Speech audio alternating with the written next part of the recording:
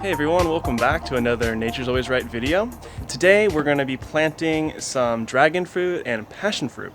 So I'm going to be talking all about vining fruiting crops, what you can plant them on, how to actually plant them, how deep, how high, all of those different factors. You know, should you add compost into the planting hole? Should you add it on top? Should you mulch? We're going to be talking about all those different things in this episode. So get ready, it's going to be a real fun one. So here's my actual propagations here. So I propagated all these passion fruit for free from a friend's vine. And I've got videos on how I do different types of propagations. These are propagations from cuttings. Now these are the dragon fruit. Both of these are tropical / subtropical fruit. So you need to be in zone basically 10A or higher. I have read online that some people in 9B, and I think even in 9A have gotten away with dragon fruit at least, but typically 10A or higher. This is a moringa as well. I'm gonna plant one of these guys too. A moringa is insanely nutritious and have a medicinal value. It's good feed and fodder for animals. You can eat the seed pods as well. It's a great resource plant and has a lot of different beneficial attributes to it. So check that out for more information. I'll make a video about how to propagate the dragon fruit soon, but it's really easy. You just pop off one of these extra limbs here, and that can actually be another cutting, and you can let that sit out for 2 weeks, let it callus, put it in soil, and it'll root. So if I just tore off this little piece right here, let it callus, and then put it in soil, it would be identically just like this. But I'm gonna make a more in-depth video about it. Here's all of my propagations, and the grass is kind of in the way, but you can see them. So you can see some of my other dragon fruit.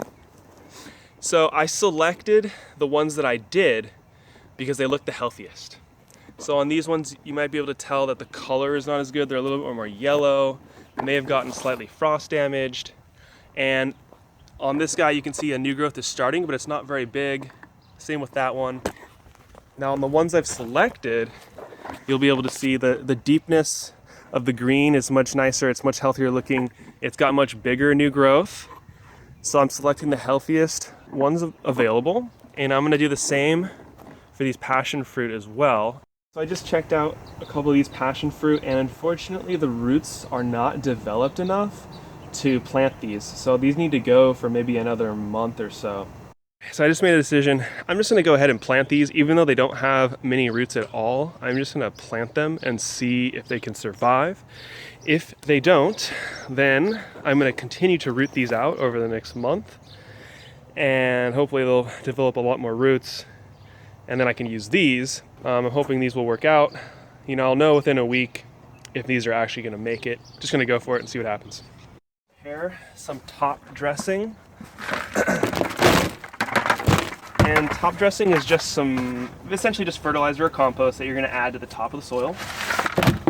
So I'm gonna add these really good nutrients to the top of my soil, and I'm not gonna mix it into the planting hole or into any soil that I mix into the planting hole. That's actually one of the #1 myths and #1 rules about planting trees. You always wanna just plant it into the native soil, and I'll talk more about that. So I just dumped in a bunch of worm castings here. This is a handful of kelp meal, a 102, and just has a ton of micronutrients. It's excellent stuff. Kelp meal or liquid kelp is an excellent mineral supplement. Okay, I'm gonna add in some azomite. Unfortunately, it got wet recently, so now it turned into like clay almost. But this has a ton of different micronutrients in it, and it's from a volcanic ash deposit, so I'll put some of that in there. Half work castings, half compost, and then I added in all those different mineral and nutrient supplements there. All right, so now I've got a bunch of super nutrients in here. Now it's time to plant. So we got the moringa here. This is going in this spot, so it's out of the way, but it's also near the chickens, so it'll be really easy to feed it to them whenever I have extra. And this spot gets partial sun. Once it gets taller, it'll get almost full sun most of the year. All right, so then I'm just trying to match the top of the plant here to this soil level. So I'm gonna wanna add in some more dirt there. And then I'll just fill in the dirt all around the root ball. Last step. You know, I used to add compost and stuff to the planting hole, but you know, I stopped doing it because I had a lot of long-time tree experts tell me that is absolutely incorrect to do.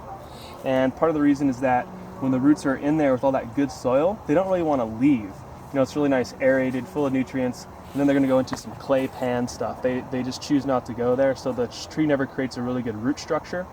And that's kind of the explanation I had explained to me. Another explanation was, you know, think about how trees in the forest acquire their nutrients.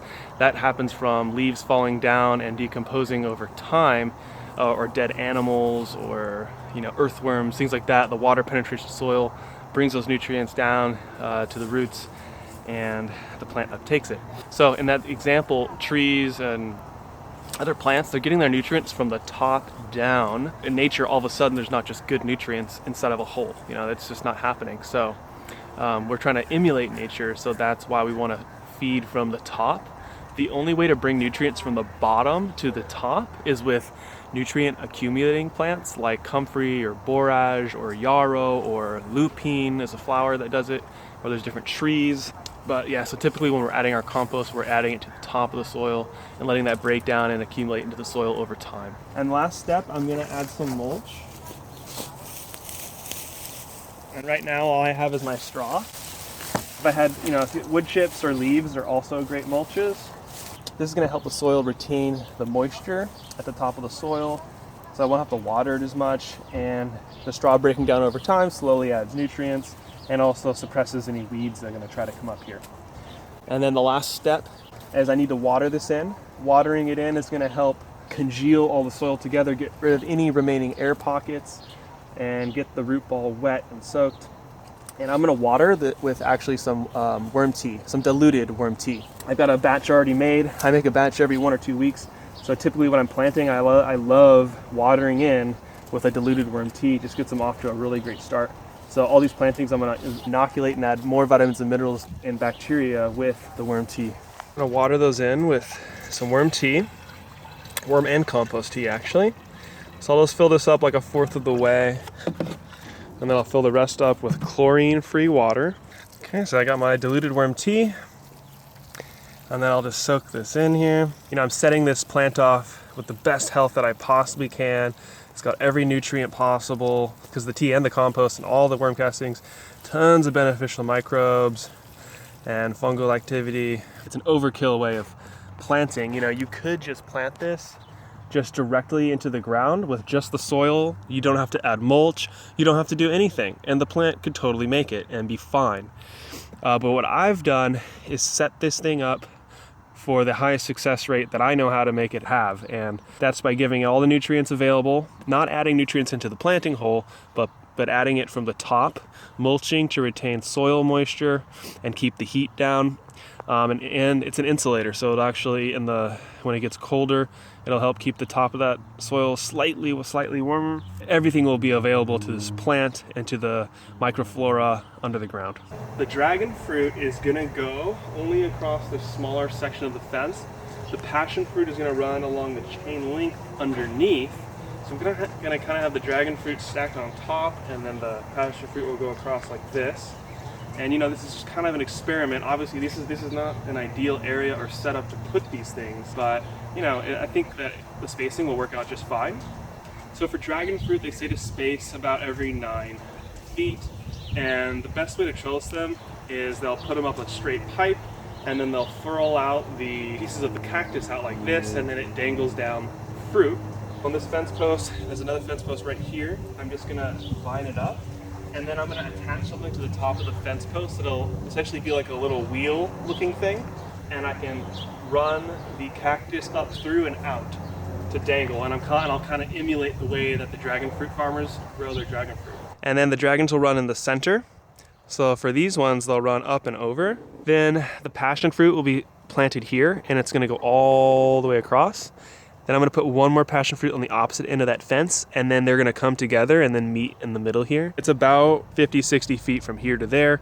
A passion fruit can grow up to 30 feet in length, so that should work out pretty well for me. So then the rest of the passion fruit are gonna go onto the chicken coop here. And the plan for the chicken coop, so this one I got in last season. That was the only propagation that survived because I planted it in summer and it got too hot before it could establish. My idea is that this passion fruit vine, if I put one here and here, they're basically gonna go up and over and then start going down to the other side. Then one more passion fruit is gonna go right here, and then that's gonna vine out all the way down to the gate, and then I'll prune it back, or I'll train it back down the fence once it reaches the end of the gate, because this is where my berry line starts.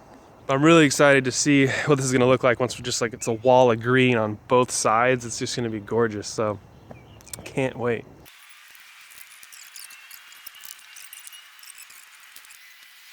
Okay, so now for planting this dragon fruit, so one of the first things I realized I needed to do was move my lines out of the way. These lines bring water. This is my flow through side of my irrigation for all my beds. This hose brings water to my irrigation timer on the other side. That waters my vining crops and my 2 beds on the other side of the yard.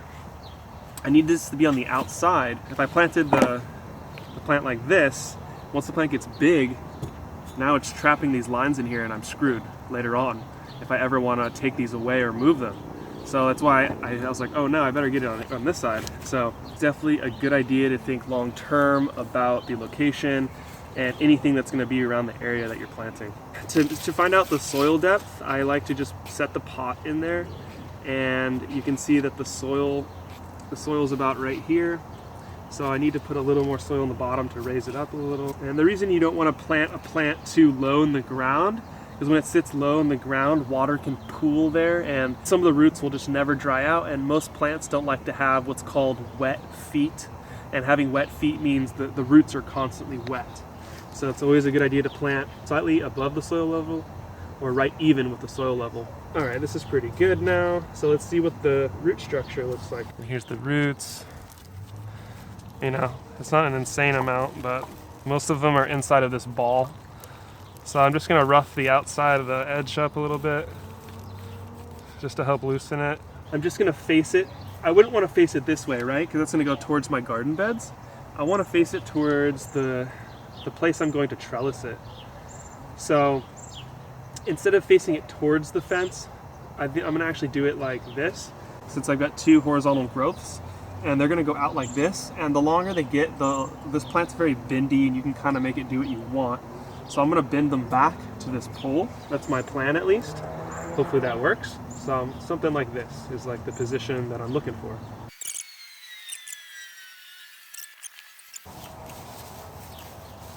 Okay, this one's done. And it's pretty cool. It's gonna rain in 2 days, so I'm timing this out so that I'm gonna water it today really well and then let it sit until the rain comes in 2 days from now. And then the rain is just gonna give all these plants just a really excellent start.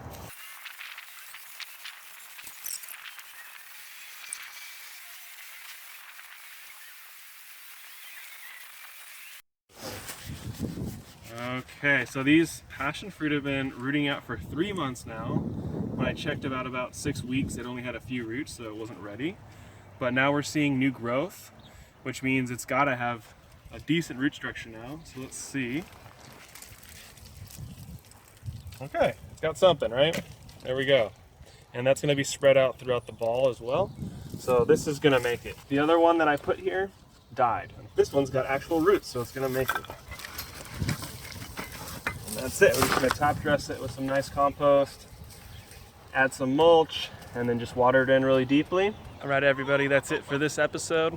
Hope you guys learned a few things about vining crops and especially about dragon fruit and passion fruit. I know it's not something that everyone can grow in most of the country, but if you are in zones 9B and especially 10A and above, these are some awesome fruiting crops. So yeah, hopefully in another 6 months or so, I'll have about 7 more passion fruits that look like this. Oh, no way.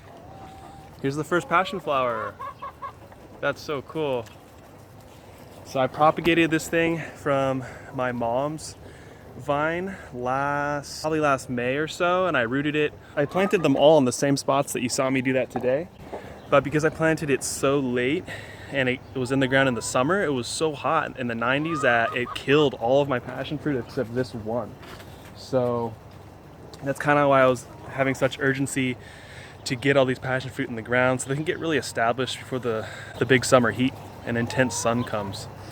So anyways, guys, yeah, really exciting. Pretty cool to see that flower now, and hoping for more for the future, and cannot wait to see these fence lines just loaded with greenery and flowers and of course the fruit.